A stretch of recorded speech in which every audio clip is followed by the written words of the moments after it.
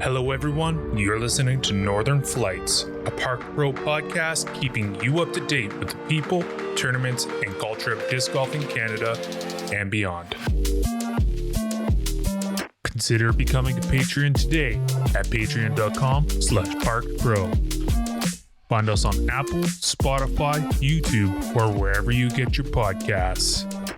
Today's episode is brought to you by DiscGolfPark. And now your hosts, Andre, Jesse, and Matt. And Max.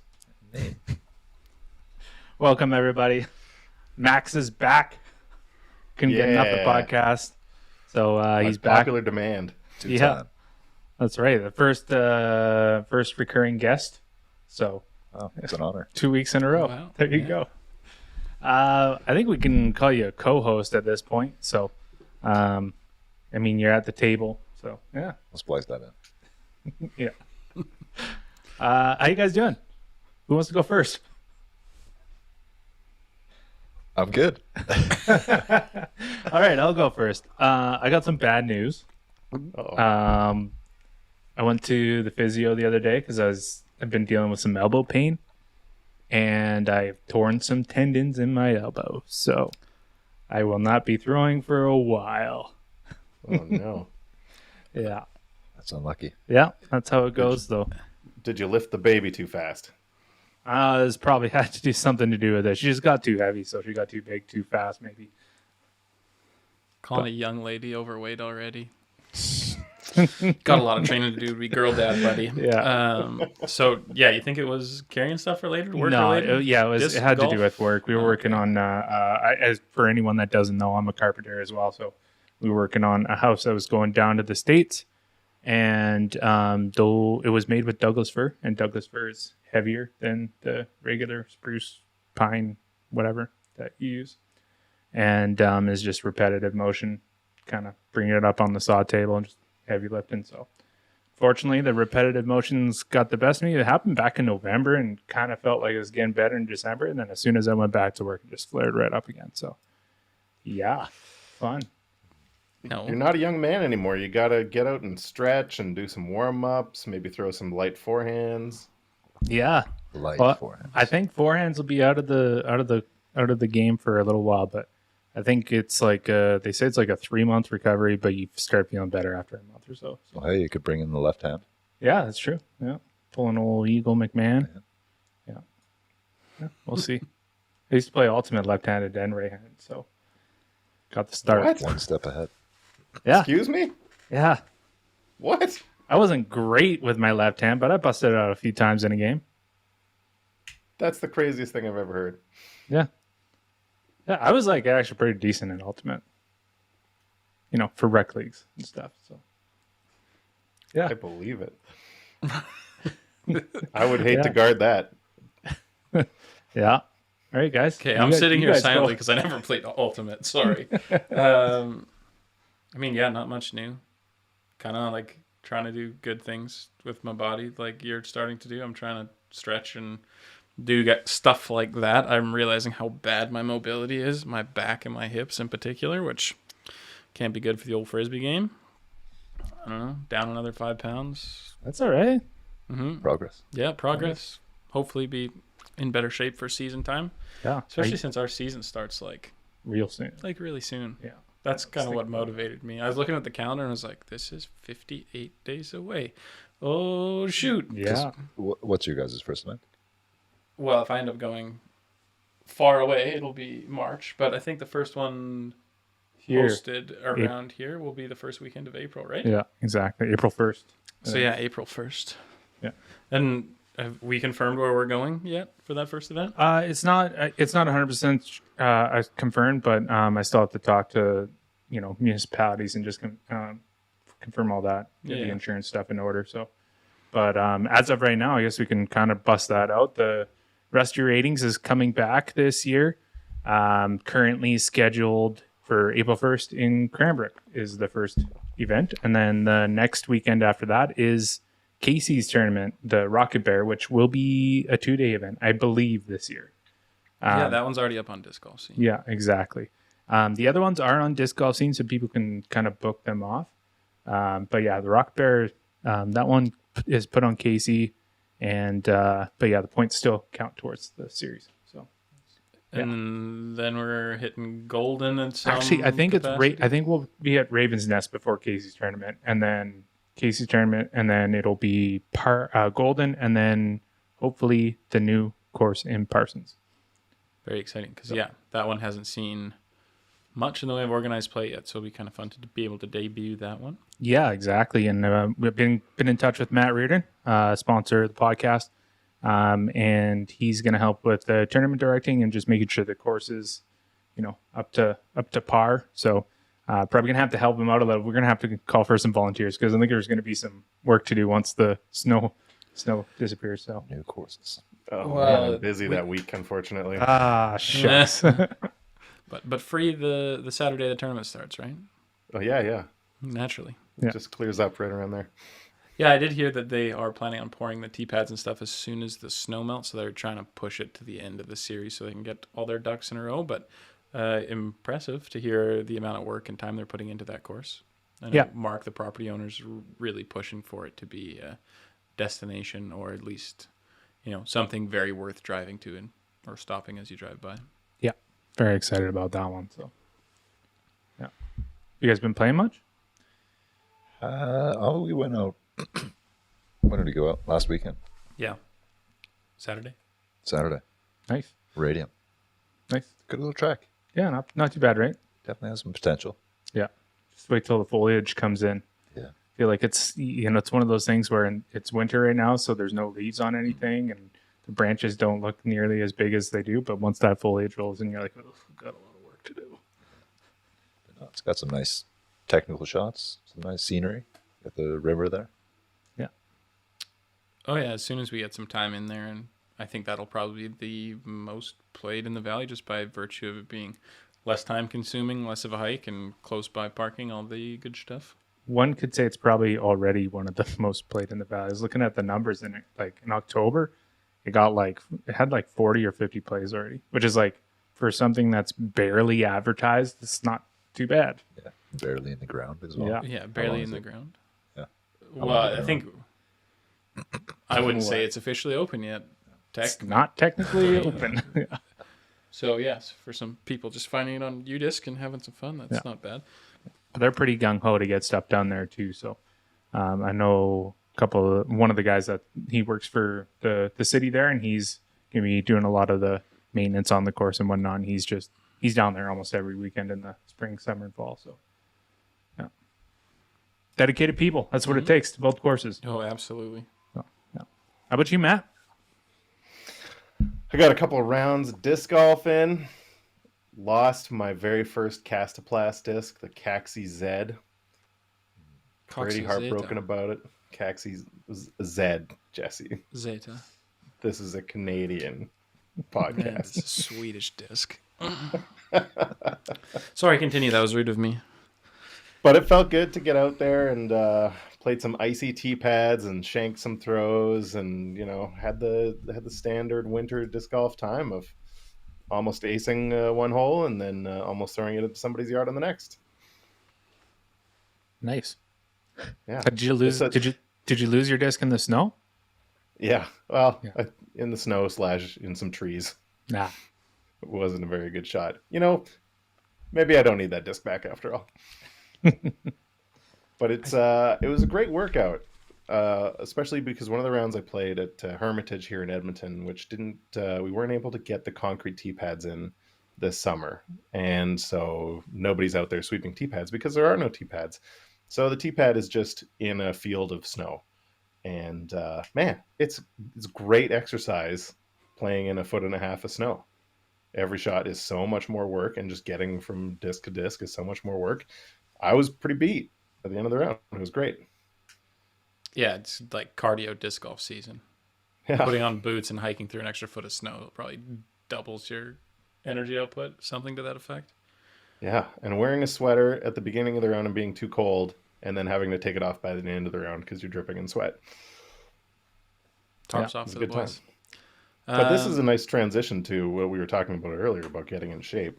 I would love to hear, especially from Max being the most professional of all of us, what does what have you learned, Max, about getting your body ready for a season of disc golf? And do you see it as a season? Is this just a year-round thing where you're always kind of at a baseline of shape? Are you doing stuff to balance out the muscles?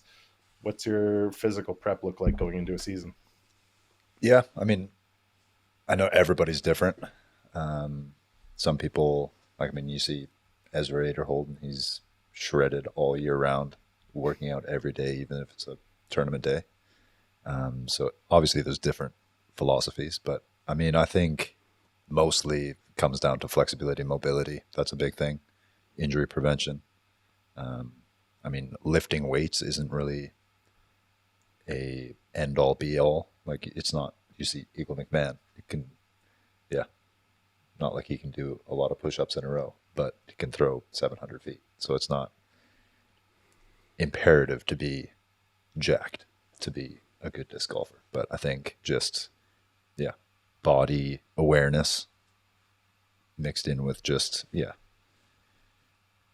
being able to contort your body in that throwing motion without, yeah, being a little bit out of kilter, and boom, there goes your elbow or shoulder or back. Like, there's just so much movement in the throw that it's very easy to just let it get out of hand and boom, 2-3 months rehab. So I guess warm up a big part of like a day of throwing practice and play, obviously. For sure. There's far too many people just, yeah, getting out of their car, giving a couple shoulder shrugs and throwing max power drives. And yeah, usually doesn't end up. Couldn't be me. I resemble that remark. Yeah. What and I've always been curious about this. Have you found having to play it at the highest level possible, at least week in, week out, maybe sometimes every other week, have you found a nice balance of like the number of rounds to play or number of throws in a day kind of thing to keep you sort of at that peak level throughout a season? Like, are you going out trying to get out once a day? Are you taking a day off a week? What does that look like during the season?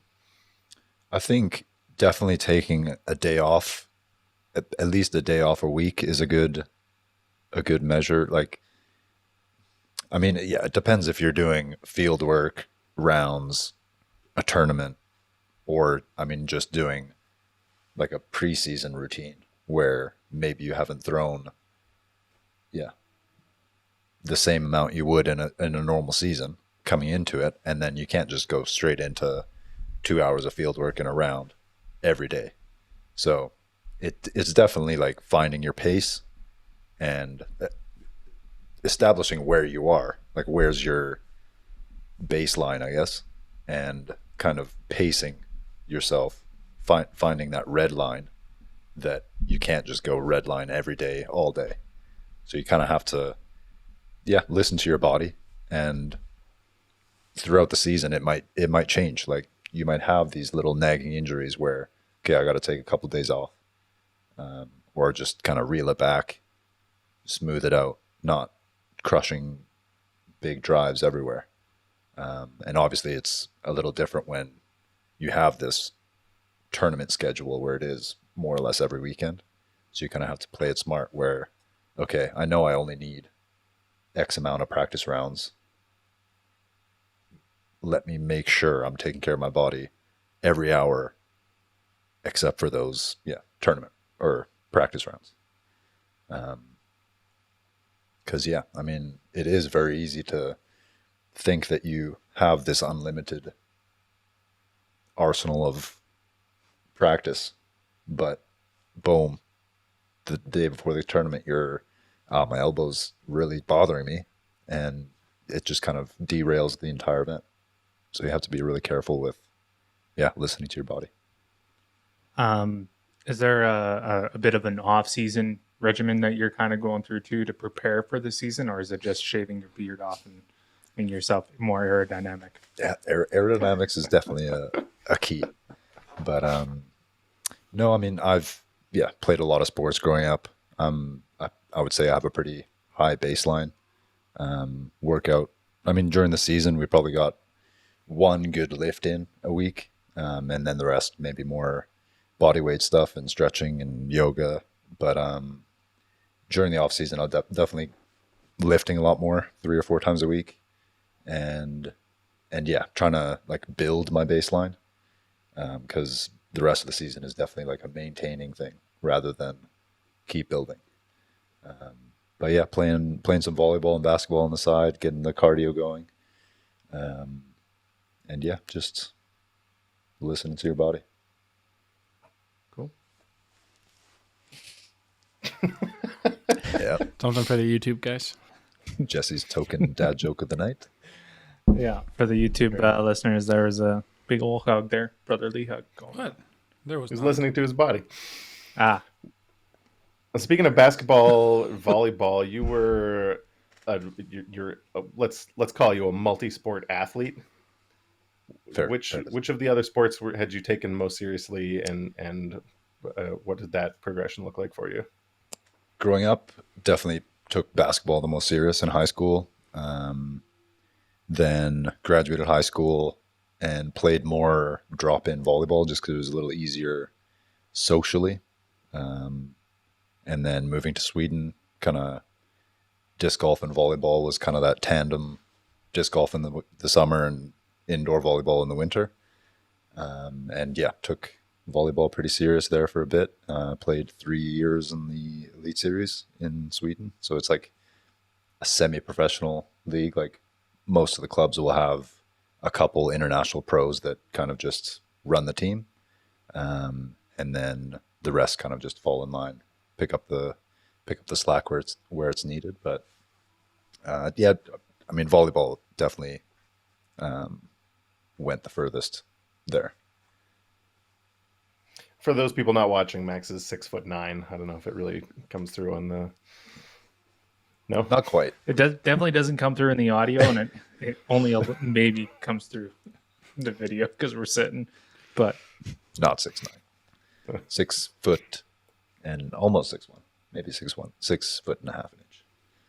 all right. So you were a mean setter, is what you're saying. I'm a mean jumper. You just had some hops. Yeah, that's kind of been my thing since high school. I wanted to be the jumper. Did long jump, triple jump, high jump, and track and field, basketball, volleyball, anything you can jump. I was interested. And then you took up the sport where I think about the only thing you can't really do is jump. Yeah, I mean jump putt, but I'm not sure if jumping ability is an actual benefit there. But I mean fast twitch muscle fiber, that usually is a good thing in explosive movements. So I'm sure it helps a little. Didn't your old form also have a Brinster hop involved in it? Or am I projecting that onto you? Maybe. Who knows? You'd be the one to know. Just jumping stuff. That. We've got a disc golfer here in Edmonton named Jace Barrows, who was a very competitive badminton player, I believe. And then he did well in golf, and he's also a volleyball coach. And I can attest to the fact that having those good fast switch muscles, it's a good baseline for getting into disc golf as well, because he excelled extremely quickly. And I think coming from taking another sport really seriously probably helps too, because you're sort of trained to learn body mechanics, identify body mechanics, and then repeat body mechanics as well. For sure. and a little preview for the Falcons flight coverage coming out as well. I think Jace Barrows made lead card on one of them, so have that coming out to you guys sometime soon. Hopefully, it's in the back pocket. So yeah. Heck yeah, stay tuned. If you're not subscribed to the Park Pro YouTube channel, what are you doing? Yeah, if you're listening to us right now, you're missing out because, you can see our faces on YouTube. So that's something. So that's something. Yeah. Something to avoid at all costs. Right. Don't come for the podcast. Come for the coverage and the podcast. Awesome.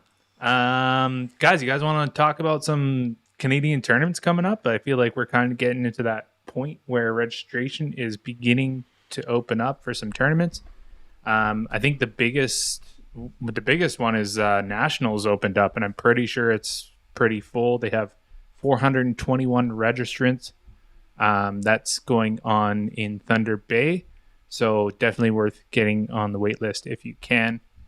And then Foxwood Open in Ontario, that's an A tier, also open, I believe, for everyone. I also believe that one is filled up and there are wait lists. There might be some spots being held. I'm not sure. They had a little bit of trouble with their registration process, but I'm sure they're getting that figured out. Yeah, I think it's waitlisted by like 40 places already. Yeah. And then the other one that is in the process of opening up is the Tournament Capital Open. It is currently only open to the underserved divisions. That's, I believe, MA 40 and up or MA 50 and up. And then it's female and age protected. Yeah, female and age protected divisions. And there's already 89 registrants in that one as well. So that one will fill up as soon as it's open to the public. They are playing on 3 courses this year. But they're not. I read Carrie's post saying that 3 courses, but only 2 per division. Yes, exactly. But the nice thing is that opening up that 3rd course means that they can get a lot more players through, open up registration to more people. It's for those that don't know, it's going to be MacArthur and Rose Hill again, but they are also playing at Logan Lake, which is getting a little revamp from, I believe Brett Hanna is working on that one right now. And he's putting a lot of work into making that course, beautifying that course. So definitely one to mark your calendar. I'm not entirely sure exactly the dates that they open up. I believe it's at the end of the month. I think it's the 30th. 30th? Yeah. Yeah. So that's when, and I believe it's open to sponsors. Sponsors first. Only, maybe. Yeah. So sponsor a hole and you can get in.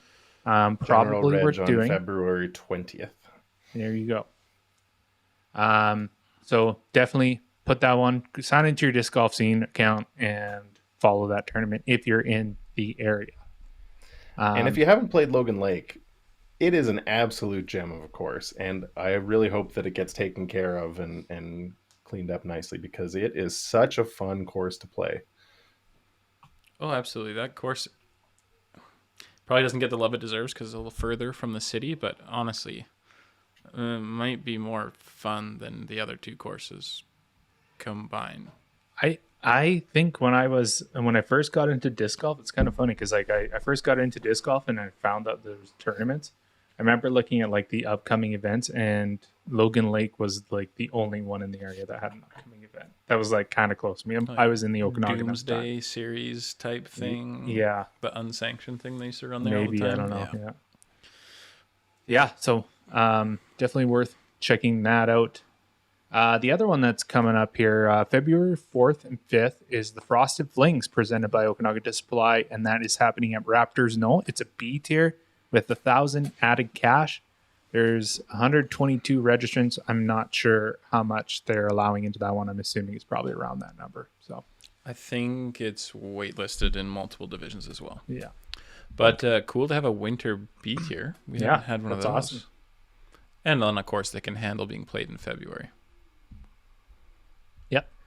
And then the other ones to mark on your calendar, I believe it's the weekend after Tournament Capital Open, is the 2023 Spring Runoff out in Lethbridge, Alberta. That's May 13th, 14th.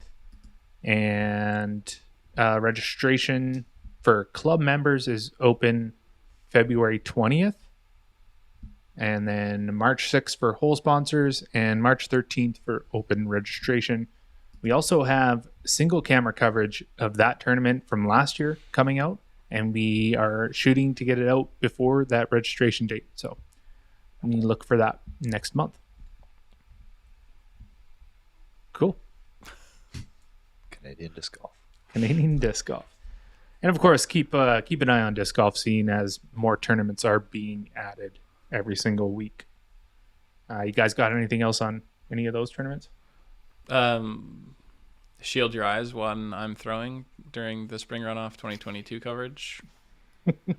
No, otherwise, Tournament Capital Open should be a good time. That club, like you said, Kamloops Disc Golf Club, is one of the best in the country for coming together, working together, and putting out a great product. So that can only be better than last year. And like you said, I don't know Brett Hanna, but I've seen enough on Instagram to know that he's always grinding for course stuff. Yeah. So I'm really excited to see what they do to Logan Lake. I did see they're redesigning 2 or 3 of the holes, moving pins or tee boxes, I heard. Yeah, and I haven't looked into it too much, but And I haven't played the course recently enough to just instantly remember what the change would be or what holes it was. But yeah, like I said, a very fun course, kind of like a well-spaced tree, open woods thing with a fair bit of elevation mixed in too, which is nice considering MacArthur is, other than their like mini top of the world shot, it's pretty much a field. And throwing up to the power lines and then back down off the top. No, there's more than 4 holes with elevation at Rose Hill. So it's not totally flat everywhere else. But yeah, Logan Lake definitely one to be looking forward to in that mix. yeah. And I believe the MPO will be playing the same courses as last year. It's Rose Hill and MacArthur. Yeah, I've heard that as well. And we are hoping to get out there again this year. So it's currently on the docket. So if everything goes well, you'll see coverage of that as well shortly after that tournament concludes. All right. There was other things going on in the disc golf world. The Shelly Sharpe Memorial, which is a bigger A tier down in Scottsdale, Arizona.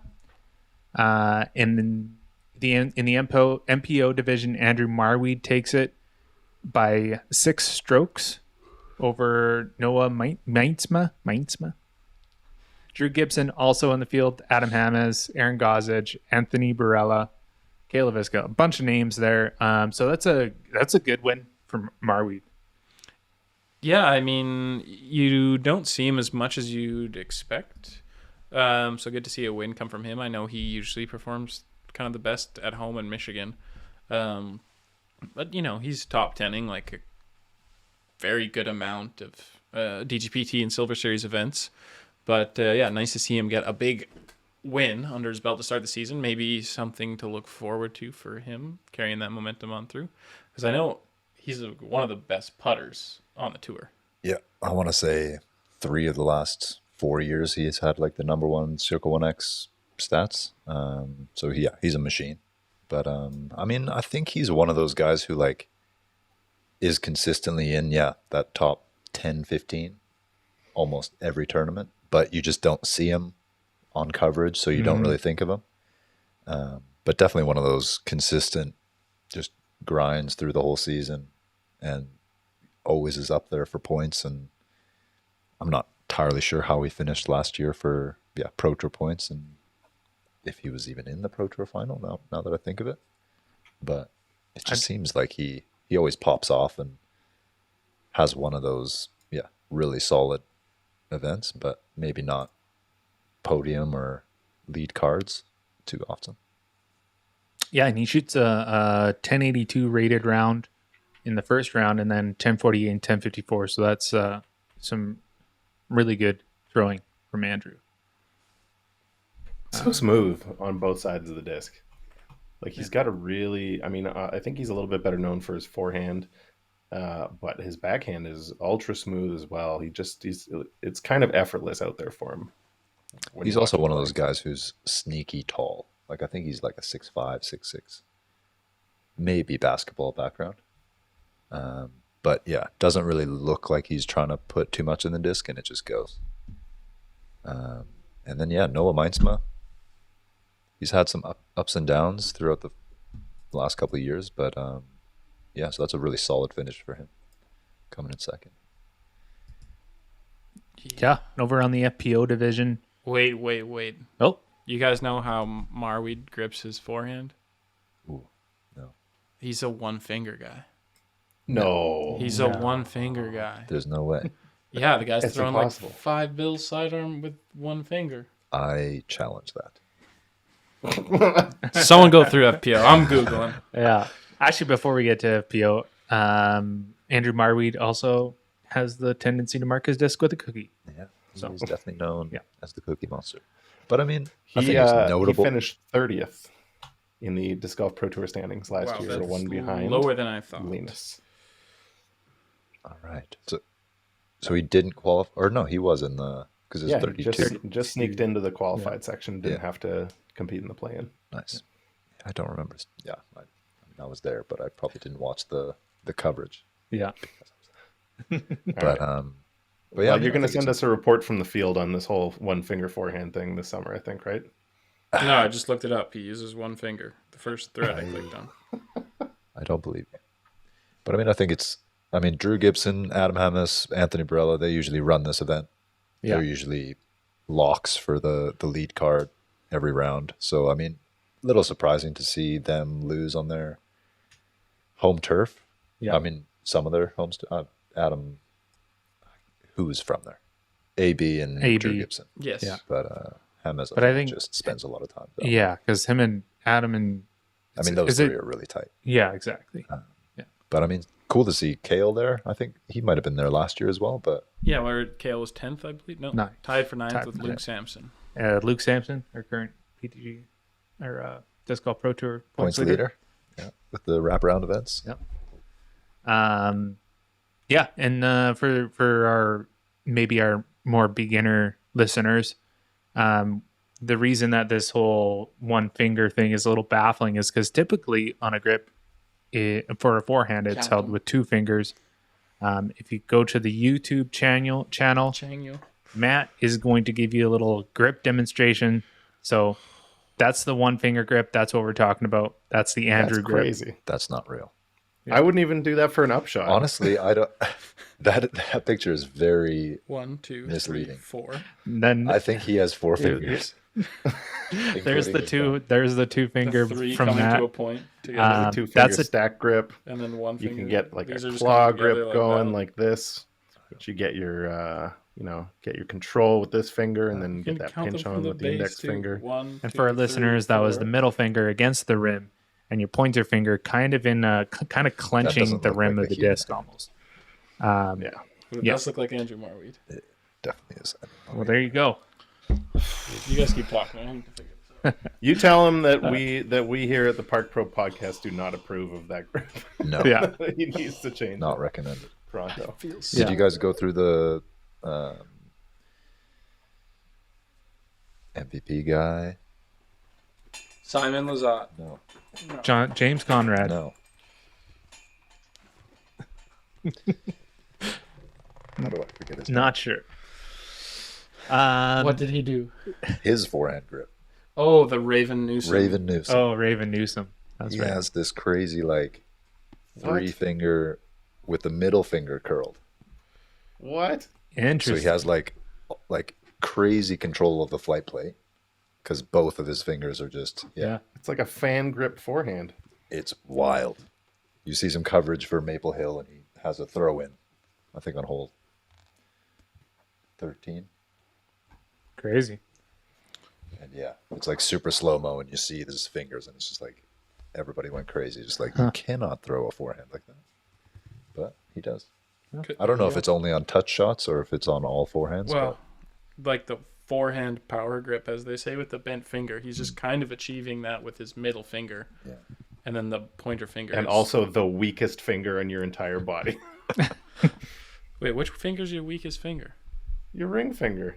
Is it weaker than your For pinky? sure. No, the ring finger, it's like it doesn't even have its own muscles half the time. It moves with the other ones.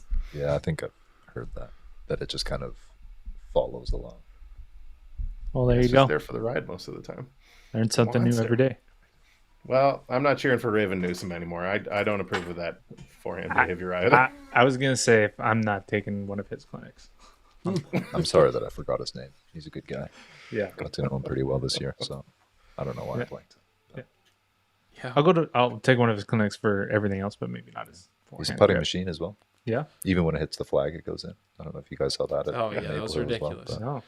I gotta say, Raven Newsom, he played so well, and his putting was unbelievable on that coverage. But like one Robin Hood celebration is enough. yeah. That's my only criticism of the guy. He Yeah. did the same thing like 11 times over 18 holes. Not a fan of that. Like the bazooka thing, Albert Tam Yeah. at European Open. I think it's good for one. Like I don't think it's a recurring thing.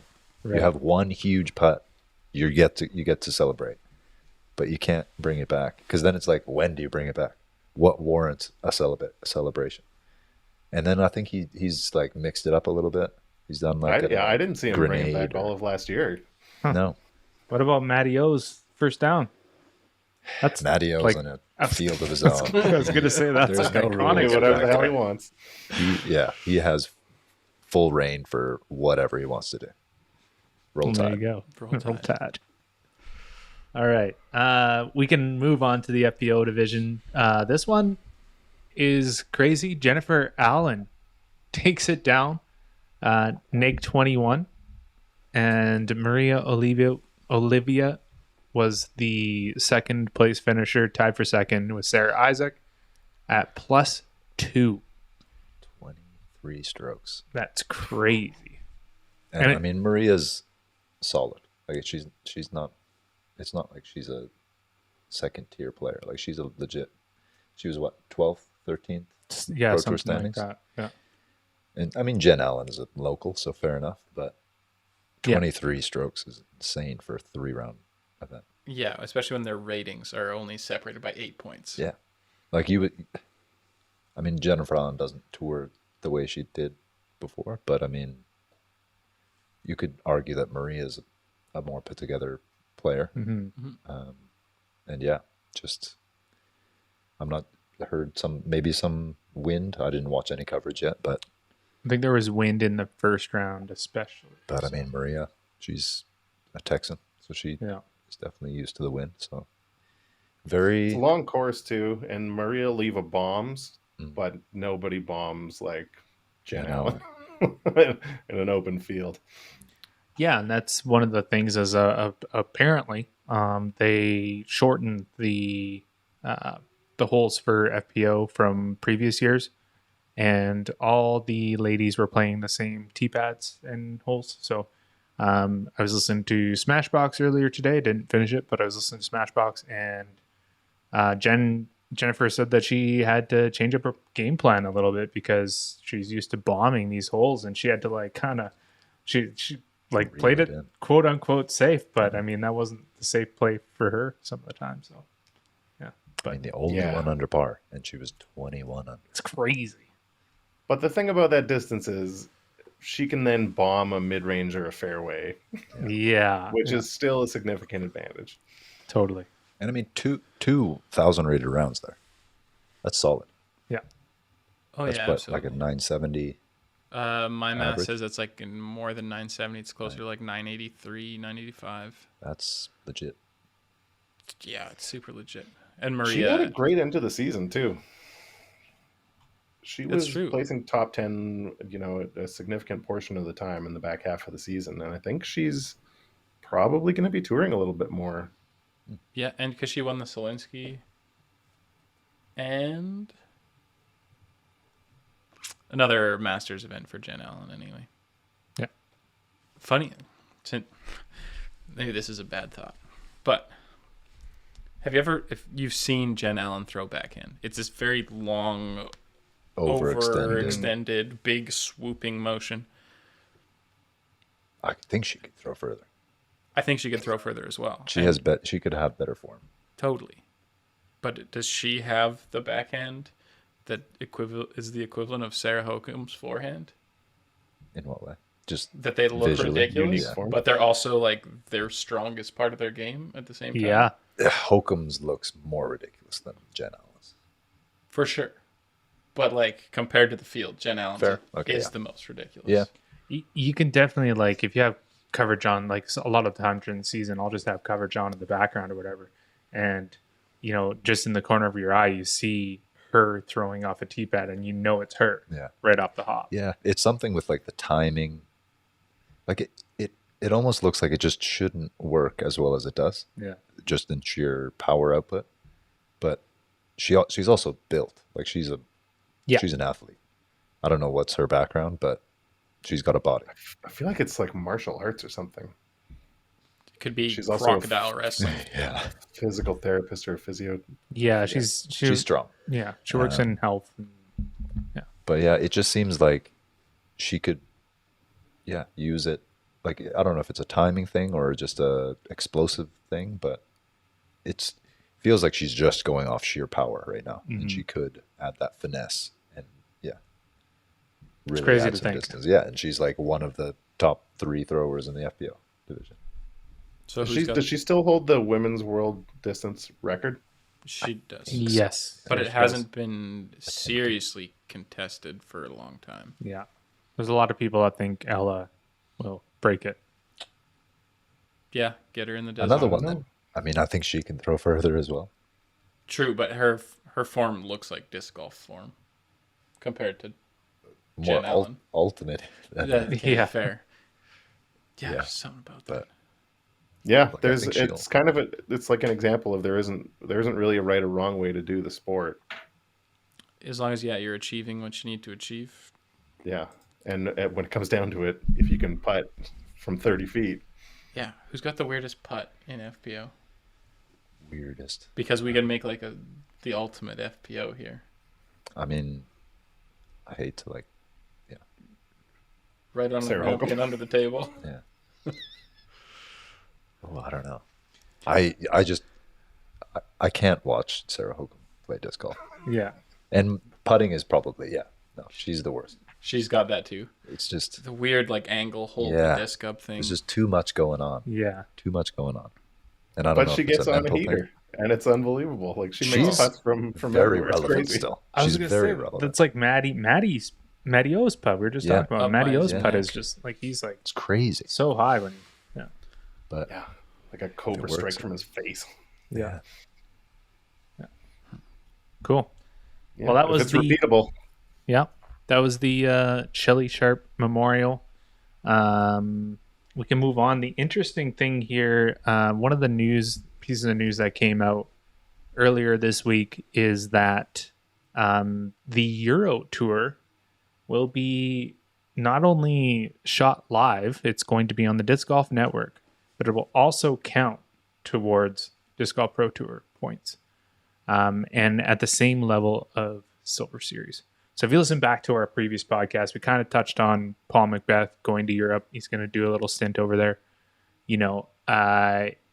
Was it a coincidence or? yeah, I mean, I don't want to say 100%, but Face value, it looks super sus. the Paul Macbeth effect is real. Yeah. Definitely, I would say definitely the Disc Golf Network going there, because I don't think if Paul Macbeth doesn't go, they're not doing live. They're not sending a bunch of camera crews to follow the Euro Tour. But the Pro Tour points, I was talking with a few people who are behind the scenes in Europe doing with the Euro Tour, and they were hinting at possible Disc Golf Pro Tour points being allocated to that. And I actually didn't see that part of the announcement. I just was caught up on the Disc Golf Network coverage. And I don't know if it's all of the events on the Euro Tour or if it's select events. But I mean, that's pretty big. That definitely opens the door for a lot of European players to just not have to make that trip over to the Atlantic. And I mean, you saw Jakub Semrad last year Mhm. almost take down Sula, and I mean, score a ton of points. And I think he qualified for a tour card this year, cracking that top 80. So, I mean, yeah, put together a couple good Euro tours and stack up some points, and I mean, yeah, open some doors for you in the States. Yeah, and if not that, just like a way to be seen for European players as well, without having to take some, like realistically, 3 weeks off to play one event. If you're really gonna like practice and do Oh, it yeah. and try and win and be the guy. Yeah, I mean, you don't want to fly in a couple days before Yeah, the oh event. hell no. Definitely want to acclimate and So, get reps on those American courses. yeah, so yeah, just a great way for people to get seen without having to break the bank or quit their job or whatever would be attached to it. Well, and it's nice for, I mean, I don't know how many Americans are going to watch, but I'm sure there's going to be a few. Oh, for sure. I'll probably tune into a few. But it's going to get their names out in the American the American population. So And- that's awesome. And the European courses. I mean, there's a lot of really good courses being Yes. played there. Like Konopiste, probably one of the best courses in the world. Krokol, Norway. It's got a lot of hype. Hasn't seen much competition in the past years, but I mean, Swedish Open had a pretty big turnout last year. That was, yeah, Borås, really nice. Maybe not one of the top known courses in Sweden, but I definitely think it deserves the top 3-4 course in the country. Skellefteå, most people would know. Terminalen. They've hosted some, I believe, majors back in the day. Scandinavian Open. So they use, they're not. It's not unusual for a lot of Americans to go play that event, and obviously Latitude 64, their headquarters are up there. So Yeah. anybody sponsored by Latitude has definitely had a visit at the shop. I think when it comes down to it, the Disc Golf Pro Tour and the Disc Golf Network is a business. And when you're trying to grow your brand, something like this only makes sense. And now I'm not saying that they're only doing this because Paul Macbeth is over there. But now that they have these points over there, you can bet that Paul Macbeth has a better chance at reaching the Disc Golf Pro Tour finals because he will be able to get points. However, I mean, I think the way that the Silver Series works or the Silver events works is you can only your top 6 events qualify. So Yeah, I can't remember the actual number, but it's something like, yeah, that.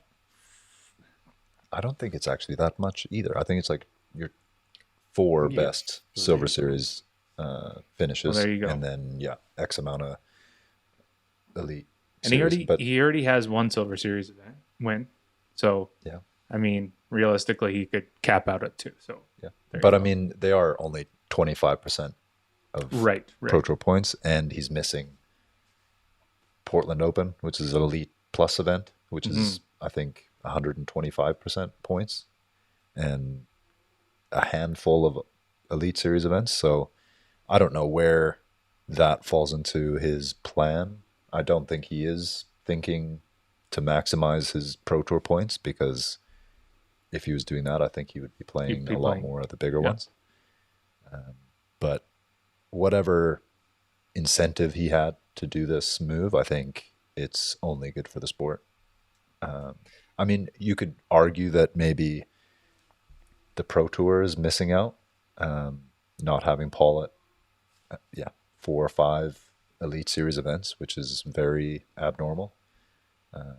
But I think, grand scheme of things, having Paul Macbeth in Europe for that big of a stint would, definitely kickstart their tour. Well, how big a reach is it to think that it could have been an ask from the DGPT or from Discraft that Paul go over there? For sure. For I think it's growth from either. It's good for all parties there. Maybe, I don't know, the Disc Golf Pro Tour. I think this is them trying to Make it work. reach back, try to get back of what they're losing with Paul Macbeth leaving the Pro Tour. But for Discraft, for Paul Macbeth Foundation, this is all gravy. Especially since, I mean, I don't know if any other Americans has registered to any of these events. I'd be surprised, because if he's the number one guy, and I mean, there's a lot of really new fans out in Europe that probably Paul Macbeth is their number one. Like, that's the name that they know. And if he's running show over there for 4 or 5 weeks, then that's going to make a huge impact on a generation of European kids. Yeah. That was kind of leading into one of my next questions was, do you guys think that people will now follow Paul Macbeth there just because there is a little more incentive to get there? Better chance of getting on coverage for maybe not your top tier American athletes, but maybe someone that, got on coverage every once in a while. Do you think this is an opportunity for them to kind of get the exposure and especially grow their brands even out in Europe? I think it's a tough window. I think you have to be big enough that you can afford to, I mean, the American tour that's how you're going to make your money, for just payouts, the frequency of events. Are these relatively back to back to back, the 4 events that he's playing, I can't imagine they are. So there's a lot of downtime. So you have to be big enough to be able to say, okay, I can book all these clinics all over Europe. Okay, now you have to get all over Europe, the travel, the accommodation. And I think it kind of takes that, maybe not top, well, I mean, definitely top tier. I mean, Ricky, any of those guys could go over and just eat it all up.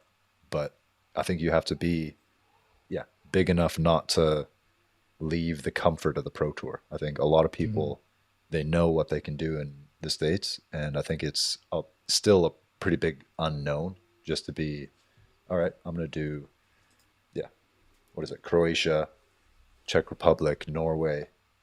I'm sure a lot of these guys have never been to those countries and have no idea what to expect. So I think it's a pretty big ask for anyone who's not top 20, top 30.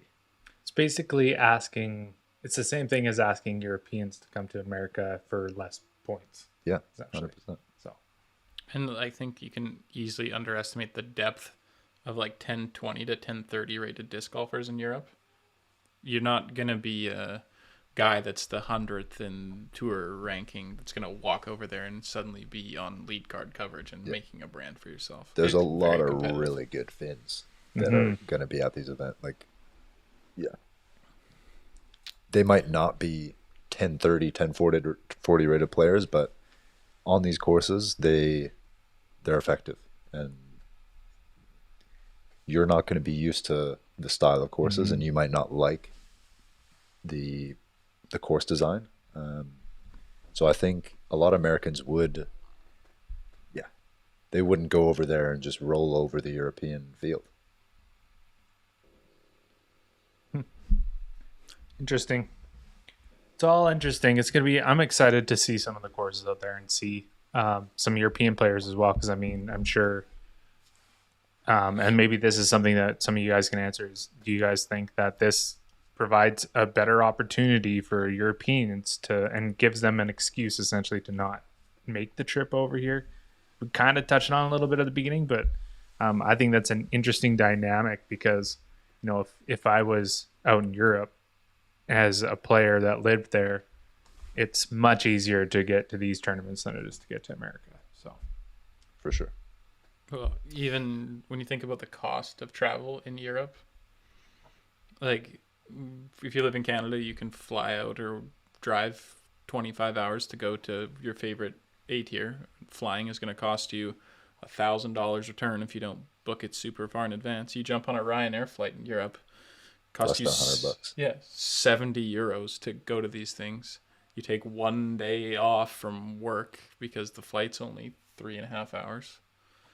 yeah. I think you can have a normal life and play those if you live in Europe, maybe even more easily than in North America. Yeah. No, this is definitely going to cater to a lot of European players that, I mean, there's definitely a select few that are just going to completely disregard the Euro Tour still. But yeah, there's a lot of people who are like, is it even worth going to the States, where there, you could say that there's a lot of traction in this Euro Tour just for the past couple of years, where they are right now or what they're promising for this year. Where, I mean, it's a lot of value too. I mean, there's big markets in Finland and Sweden, Norway, where if you can capitalize on those markets, then who knows if that's more effective than coming over to the States and not knowing where you stack up and be like, I don't want to take that risk. Mm-hmm. And logistically, God, you guys in Europe, dude, socialized vacation time is something else. Because what was like the standard vacation in Sweden? 6 weeks? Yeah, like any job, you have 5 weeks paid vacation. Crazy. So yeah, you can book an extra 2 days of practice and your travel day for all those tournaments and still have 3 weeks of vacation time left. Yeah. Lucky. Jealous. I'm looking forward to it. I'm looking forward to seeing some courses that I've never seen before. I think it's really cool. Yeah. And it'd be fun to be like, I'm just going to pick out a random name here. Leon Son Pick a different one. Leitner from Austria. 10, 12 rated. I'm going to guess the best player from Austria. Like, you're the best player in the entire country. And you're going to this tournament, and you are going to get absolutely smoked by Paul Macbeth. And it's going to be the funnest day of your life if you're Leon Son Leitner. How do I not know that name? Unless you're just absolutely butchering it. I don't know the know some pronunciation. Austrians. He's from Graz. Or Josef Berg. Yeah. Good player. Right? Legit player. I mean, I think he's going to be playing majors this year in the States. Cool. Qualified for Champions Cup. He'll play Worlds in Smuggler's Notch. I'm sure a couple other ones that will be close. But yeah, definitely one of those guys who, if he didn't have a wife and a job back home, could definitely pull a full year on tour. And I think he's definitely looking at this European tour and saying, like, this is something that can really be my niche. Mm-hmm. All right. Well, I think it's that time of the podcast to thank our sponsors. This episode of Northern Flights is brought to you by Disc Golf Park Canada. Disc Golf Park Canada is a provider of course equipment, including, but not limited to, baskets, tee pads, and tee signs. They also have a great team of course designers across the country from west to east coast. They're doing great work all over the place. You can find more information on their website, including links to all of the Canadian course designers. Big thanks to Disc Golf Park for sponsoring our podcast. Is there anything worse than somebody who owns amazing land and then just designs their own disc golf course on it without consulting any professionals? It's like the most heartbreaking thing to spend all that time and money to have a boring course. You know what? If it's their own property and they're doing it for themselves, they might get more out of the designing and building than they do out of the playing. I say let them fly at it. Good as soon as they open it up agree. to other people to be there, then I will absolutely tear a strip off you for having a bad course. But if it's your thing for you, I think you do whatever you want. And on that note, I believe they do redesigns as well. So, oh yeah, Hey. if that's what we're getting to, yes. If you have a backyard disc golf course that has equipment and stuff already on it, I'm sure they're happy to redesign or give any sort of consulting you might need for your backyard project. Do they do the baskets with the arrow pointing to the next hole welded onto them? It's almost like you know the answer to these already. Yes, they do. And it's actually that's my favorite thing. It's honestly been one of the best things at even Raven's Nest because the property is extremely thick and dirty. Just having that first initial hint because the trees are so thick that you can't see the next tee pad. Like, no, just scoot over there. It's only 20 feet away, but you can't see it. Follow the arrow. Do your thing. Remember the days before UDisc when you'd like show up to a course and there was no information, maybe there was a map and you had to take a picture of it with your phone and follow along. Oh yeah, lots of practice rounds played with skipped holes for sure. Yeah. one little tip on those arrows, though: make sure that you lock your baskets in because someone will just take that basket and spin it. Wheel of Fortune. Yeah, get lost pretty fast that way if you don't have a UDisc. All right. This week we are not going to be doing our 1 minute debates, but we are going to have a discussion. We're going to talk about. And I prepped a question already. Prepped a question. Oh yeah, you better believe it. It's not even a debate. I just want feedback on this. All right. Well, and this is going to get real weird. What was I looking at? Like an Instagram reel, and they asked this question. What is something that you wholeheartedly believe in but can't prove is real? Andrew Marweed. Andrew Andrew Marweed. The one finger forehand. So we're thinking of something that we believe in wholeheartedly, but can't or believe is true, but you can't prove it. But you can't prove it. We needed some prep on this and question. yeah, that's a deep question. Buddy, I've had to argue my way out of these last place debate questions every night. I think Hiccups. At least I told you what you were doing at the beginning of the episode. Yeah. I'll start while you guys think, because I got All one. right. I think hiccups are entirely controllable. I decided when I was 17 or 18 that I was never going to hiccup more than once in a row. And I think I tricked my brain into making it happen. And it makes me think that everyone should be able to do this. You should never have to go on a hiccuping spree. If there's That's some insane. like body, relaxation and, controlling of the inner, I didn't do biology. I think hiccups are entirely preventable after the first one. I think sneezes are closer in that realm. Like, I think hiccups are just way too. Hiccups are torture, dude. Yeah. But they're just too like animalistic. need Like to it's be. just you. I can't believe you can think that you can control them. I know I can control it. I'm telling you. See? We're going to record absurd. 100 of these podcast episodes, and you're never going to hear me hiccup more than I need once. proof. That's something I Alright. do need proof. See? But he I believes it. I kind of side with you a little bit in that I've definitely been able to can't stop myself from hiccuping.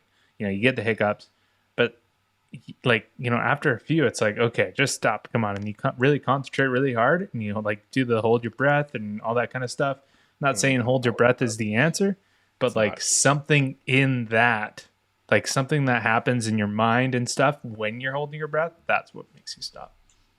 I'll teach a class. I think that's maybe the next podcast will just be entirely how to stop yourself from hiccuping. All right. Masterclass. Noted.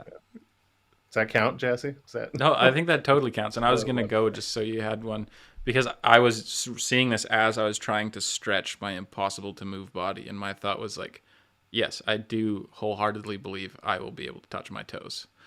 But I have no ability to prove this thing. You have no progress to show. I have no progress, and I haven't touched my toes since like grade 9. But I do wholeheartedly believe that this is something that's attainable for me. Even though if you told me to touch my toes, I would cry and not be able to do it. I think you can absolutely do it. I took yoga for 7 weeks one time, and just in 7 weeks, like the difference you can get in your flexibility is unbelievable. I think you can't glance over that you do literally nothing for stretching. And you were just claiming that you were the roll out of your car and throw a max power drive. That's your MO. So I'm sure you can get more flexible. See, I believe too. You're agreeing with me. So You don't even need proof. No one's disagreeing with you at all. But This is a like stupid example, Jesse. it's a personal thing, like Max said. Yeah. Like it's not because my body's not physically capable of becoming more flexible. I have fucking quit after 3 stretching sessions every year for a decade. But I do believe that this one is different. This specific one is different, and I can't prove it to you because I failed at it so many times. Do you have a morning routine? Like, what does your morning look like? Or you wake up, shower, you wake up, breakfast, Yeah. wake up, coffee? What's your morning? Wake up, shower, realize I have 4 minutes to get to work, get in the car, go to work. Morning Yeah, routine maybe is something wake I'm up working 4 on. minutes earlier than that and Yeah. stretch for 2 And then I'll get to brush my teeth too. grab as close to your ankles as you can, and then the way that they do it in yoga is you breathe out, and as you're breathing out, you reach a little bit further and then stop there, and then you breathe Just out. told the you next I'm time a and reach 10, I'm a 10 times stretching dropout. I got all this stuff on lock. It's just the repeat process of doing it. I can center my heart and my mind over my whatever they tell you in yoga and take a deep breath and get a quarter inch further. And then I get to grab my kneecaps. I'll get there. All right. Andre, say something I different. hope you have something because I need to like just I think first. got something. And this is something I believed for a long time. It's kind of becoming a little less true now that I'm getting older. I feel like for the most part I'm pretty modest, and I feel like I'm probably my own harshest critic, however you say that. I for the longest time believed, and still to this day believe for most things, is that if I put my mind to it, I think I could be good, not great, good at everything except maybe basketball, because I suck at basketball. Always have. This But is the house of very, very small attainable dreams. No, but this is One not. day I'm maybe not. I could touch my toes. One day I could shoot a free throw. No, but that's the thing is, I know I will never be able to throw a free throw. But I for the longest time, I honestly think like I could do it. Like I could do anything. Like I know it sounds like kind of silly, and then like it's kind of like that cliche, but I actually wholeheartedly believe that if you were like, Andre, for the next 3 months, you have to do this thing, I would be pretty good at it after a little while. Have you tried yoga? I did yoga for like 2 years. I dated a yoga instructor at one point. I was pretty good at yoga.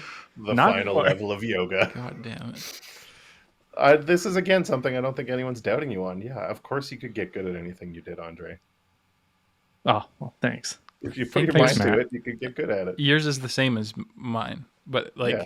you're not good at everything, and you haven't spent the time yet. Yeah, but I could be. It could be. Exactly. I guess I mine even think you could be good at basketball. Yeah, I you think could.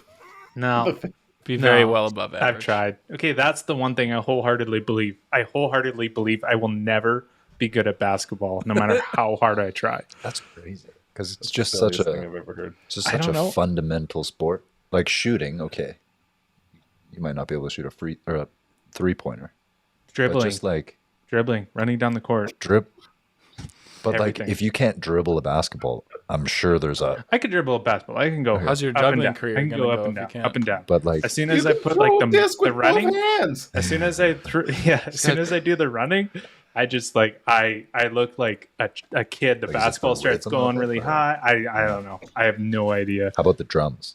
Are you a drums guy? Yeah, I got a little bit of rhythm. Yeah, That's great. Like, yeah. yeah. I don't know. Basketball. We got a new 'Cause I- miniseries, I think.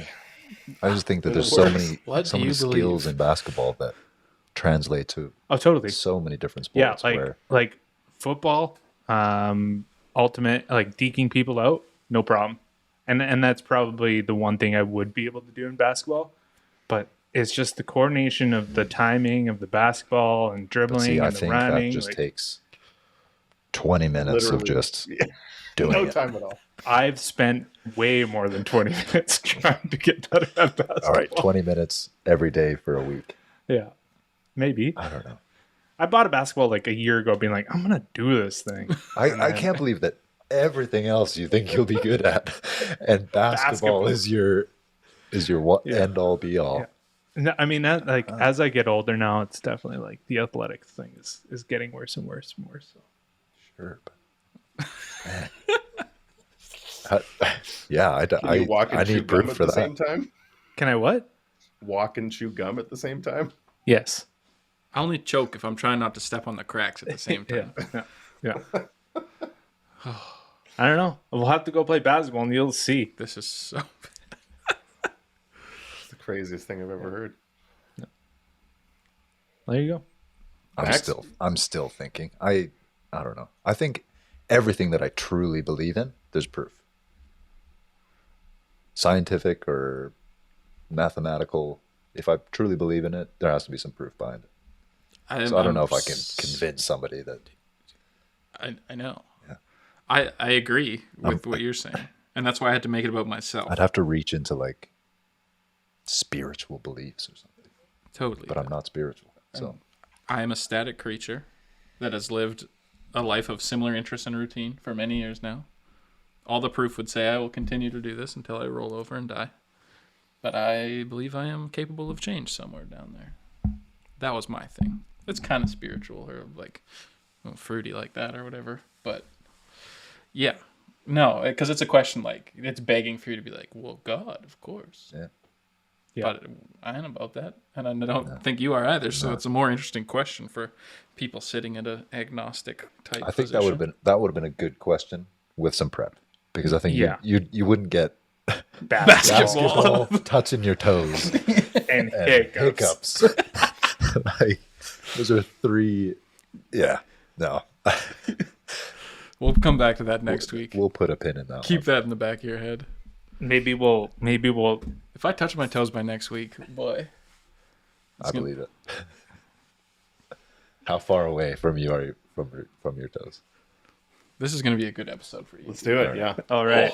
Like, don't break your hamstring. For those show off. for our listeners, we'll explain it. He is That's better than I thought. not too bad. He's high about ankle. well, high ankles? ankle, Top of 6 my inches, foot. 6 That's inches, like 4 top inches of, top from of a high top. Yeah. And so when I started stretching, I was here. Yeah, that's what I was waiting for. Yeah, doggy. So hey, progress. There you go. I'm a believer. Proof is in And the I pudding. still think that Andre could learn how to dribble a basketball. before I'm you're bringing a touching basketball toes. next week, Yeah. and I'll already be touching my toes. We'll redo the question. All right. Stay tuned. Stay tuned for Max's answer because I'm not coming up with it in the next half hour. Yeah. All right. What I actually meant by that was we were going to talk Oh, wait, about. wait. Hold on. I think that somebody saying nice shot after you've released the disc can actually impact the flight of the disc. I mean, I think through the power of telekinesis, somebody says nice. well, I hey, know it's- people There, say there it is something jokingly. there. sound is a It's wave. happened to me too many times where like 1/2 a second after somebody says nice or something, somebody says nice, something nice about your shot, it hits a tree or gets a crazy roll away. There's no proof. I wholeheartedly believe it. I got an ace off something. Someone saying nice, it hit a tree and then it went in the basket. So So he took all the karma. apparently, Nice. Nice. yeah. Anyways, back to what I'm Sorry to trying to get to. Well, no, that's a good segue because we wanted this discussion to be about disc golf, and while hiccups and basketball are, Touching you know, your toes. Hey, a mine stretch. directly affects my Oh, ability to okay. play. I was gonna say Jesse's probably has more to do with disc golf than hiccups and basketball, but let's talk about putting and the circle. For our new listeners to disc golf, someone explain the putting rule. I'm getting a lot of uhs and ums. Circle, 10-meter circle, or imaginarily exists around the basket. Often in big tournaments, you'll see it flagged or painted. Inside this circle, you must demonstrate balance after your throw. Otherwise, it's considered a stance violation. You do not have to demonstrate said balance if you throw from outside the circle, because it's technically considered the fairway. Circle 2 is imaginary for statistics and doesn't affect any actual rules. I think I hit it. Yeah, nailed it. And what you'll often hear people referring to if they do violate the rules is they call it a football. And that is required to be called by your card mates in order Or for yourself. or yourself. You can call yourself in order to be penalized. So that is the basis of the rule. Today we will be talking about whether it should stay the same or whether that rule should change and should it get pushed back. Should you always be allowed to fall forward or jump putt? What do you guys think? And so I think the basis of this question is because you see a lot of players nowadays jumping or stepping from just outside the circle. And it's starting to be, or just for visually, I think it looks a bit ridiculous. Because a lot of these guys are finishing their putting motion and they're already 12 feet from the basket when they're finishing their motion. So it looks like it's a bit of a cheat, which, I mean, for a lot of people, it's highly effective. And some of them are also cheating.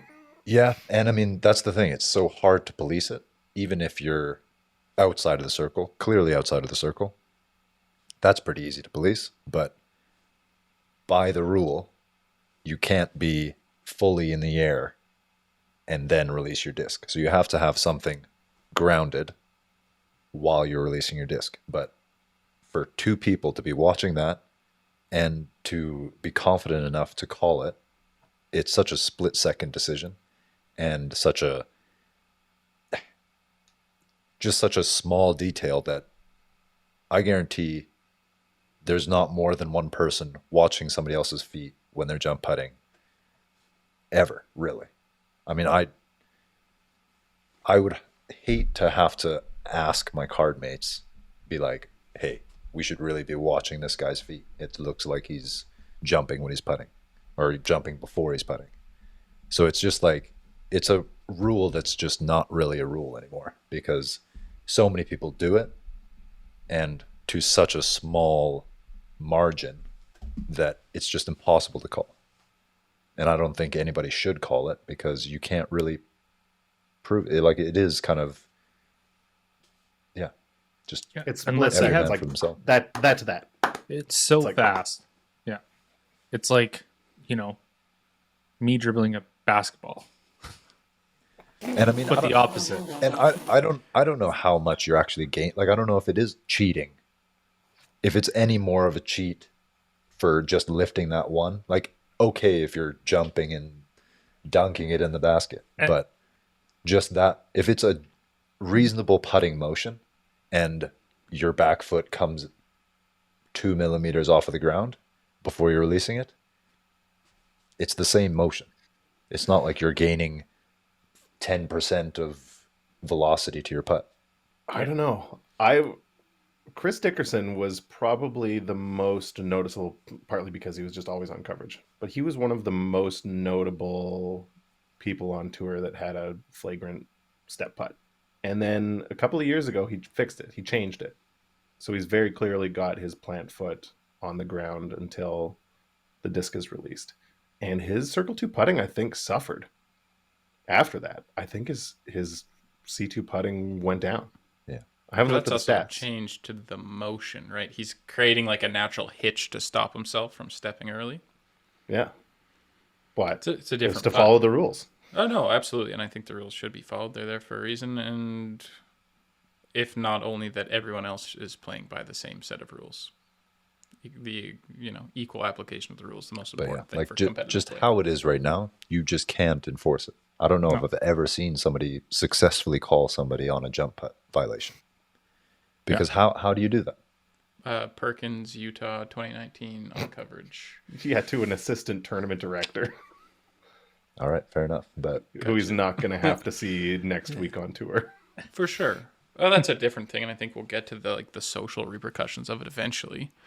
But I will say that I was caddying for our good buddy Casey Hannemeyer at a tournament, and there was a guy that was step putting grossly illegally, like putting when the front step hit the ground sometimes, which is like a full 6-foot advantage for some people. And I think it needed to be called. Yeah. Because it's repetitive and blatant. Yeah. And we ended up in a situation where one of the players didn't notice until the 12th hole that they played, because they're trying to be focused on their own game. They're not watching your feet move. They're checking out most their people lie. aren't even watching the putt. No. I mean, why would you? Exactly. If Just it's 'cause a you're supposed to. distraction to your own game, that's where we're getting. If it's a distraction to your own game, it's a detriment to your play to call that rule. You're never going to sacrifice your own game for the sake of potentially catching the one time around this happens for most people, unless they're, like I said, blatant abusers of the rule. And you're taking yourself off your game to do it, so you won't. But then, technically, it's the PDGA rule that it is your duty as a player to enforce the rules, and a failure to enforce one of the rules could be a stroke penalty or suspension to yourself. And that's where the culture part of it starts, and I'm sure you can talk to that better than I can. Yeah, I mean, it's the same thing. It's weird. It's the most professional, self-regulated sport that I can think of. Is Ultimate still self? Pseudo, kind of. They have observers definitely- now at the pro level. I was going to say at the rec level, it's definitely all self-enforced, but at the pro level, they have quote-unquote observers who are there to watch, and basically both teams have to agree to go to an observer for a call, I think is the gist of it. So basically what a marshal is for PDGA. Yeah. And I think the it gets used a lot more because Ultimate is people aren't afraid to call. Yeah. Yeah, but I mean, it's the same thing as the time violation debacle. Like it's just a rule that hasn't been enforced where it should be, and the way the sport is going, I don't think it will ever change until we add more outside eyes that are policing and enforcing these rules, because players won't do it. All these players will rant on Twitter and all this till their fingers are numb, but you won't see them call it on the course, just because there is this, I mean, it's just an awkward situation, especially when, I mean, not to just call out Nicola Castro, but he's the one that's been Mm-hmm.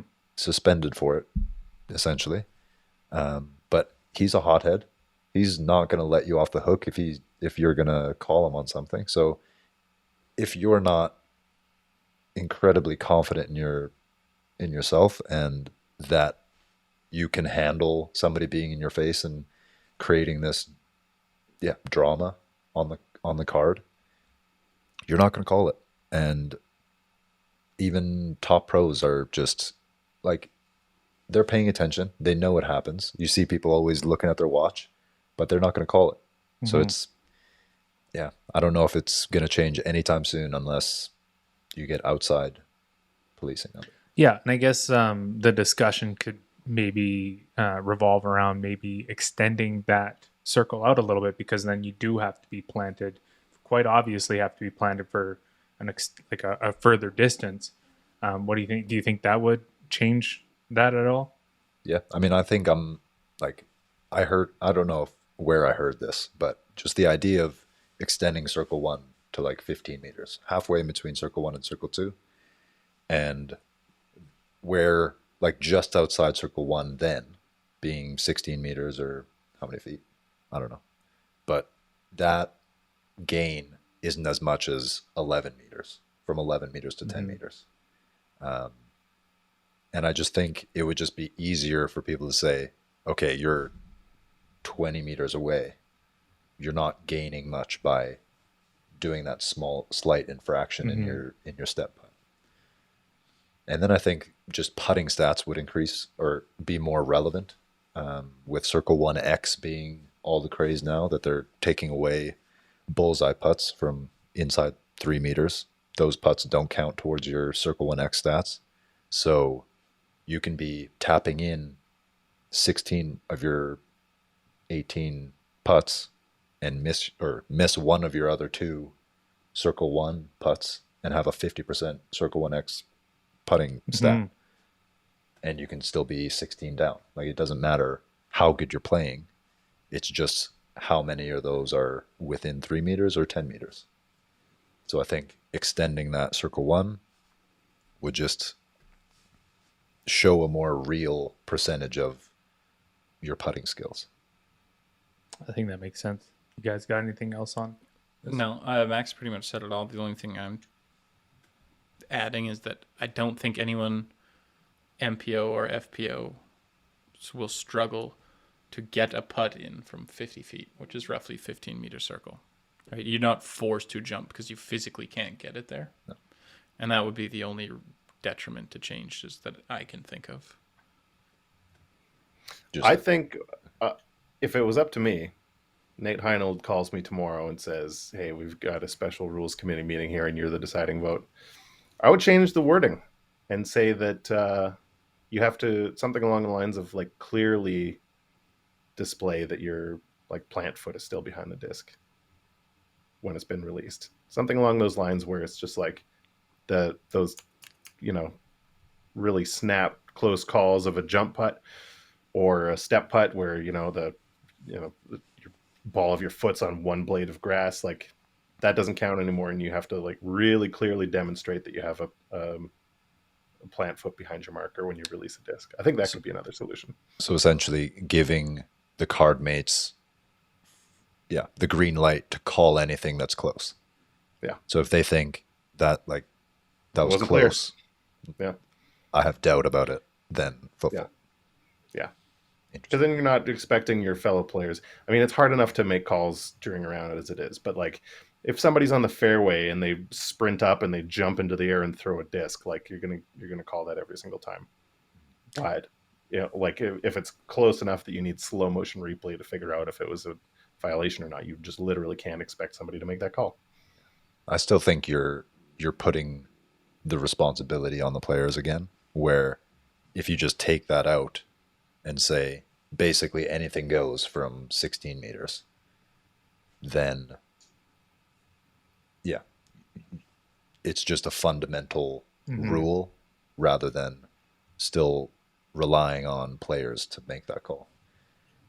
The players still have that call at 16 meters. 16 but I think meters. that, like, You my think the argument advantage is, that they get I is think negligible? less people care if you're Yeah. marginally breaching the rules from 16 meters rather than 11. Yeah. It's a tough thing because all the other rules are still self-policed, even down to your scorecard, right? Yeah. If your scoring is incorrect because the guy beside you took the scores down wrong, you're still getting stroked. All right. Well, listeners, watchers, tell us what you think. Leave a comment in the YouTube discussion or YouTube comments. And How would you fix Matt's personal pet peeve with step putters? yeah, there you go. And also, can you stop your hiccups? Question mark? I'm going to go home and get Hiccups just to figure this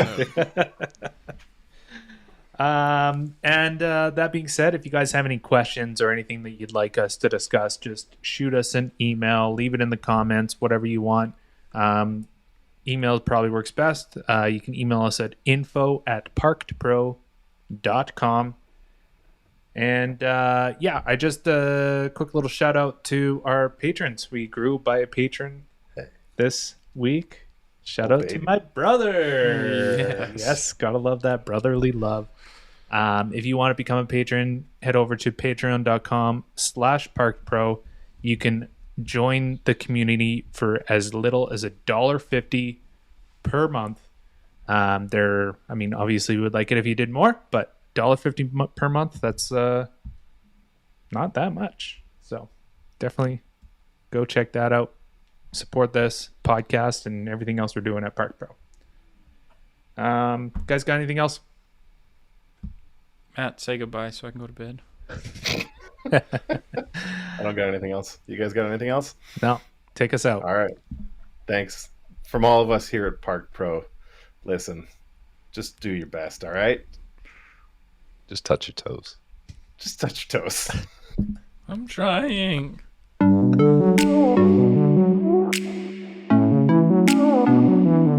Love.